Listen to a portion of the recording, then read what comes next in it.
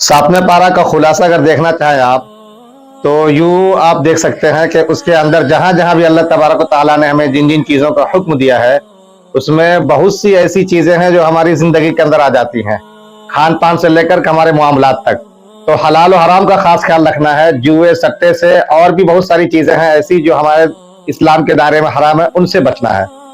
उसके अलावा फिर यह है कि हमारी और आपकी जिम्मेदारी किसी भी चीज को पहुंचा देना, वमा अलैना इल्लल बलाग जो है। और उसके बाद सबसे खूबसूरत एक आयत है वो मैं बताना चाहूंगा, वो आयत नंबर 17 व इन यमसस्कल्लाहु बिज़ुर्रिन फला काशिफ लहु इल्ला हु व इन यमसस्का बिखैरिन फहुवा अला कुल्लि शैइन कदीर।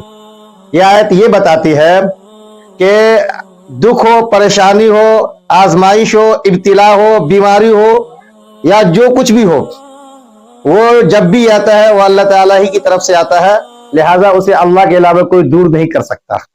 जब ये आयत हमारे सामने में आती है ना, तो दिल को सुकून और रूह को यकीन मिल जाता है। लिहाजा इन सारी चीजों को दूर करना है तो हमें अल्लाह तबारक व तआला ही की तरफ तवज्जो करनी होगी, उन्हीं से मांगना होगा, क्योंकि खैर भी उन्हीं के हाथ में, वही सब चीज पे कादिर है। असबाब जरूर अपना है, लेकिन निगाह मुसब्बिबुल असबाब पर रखें। जब ऐसा होगा तो फिर खौफ ये हमारा दुआ में बदल जाएगा और दुआ यकीन में बदल जाएगी। इसका हमें ध्यान रखना है।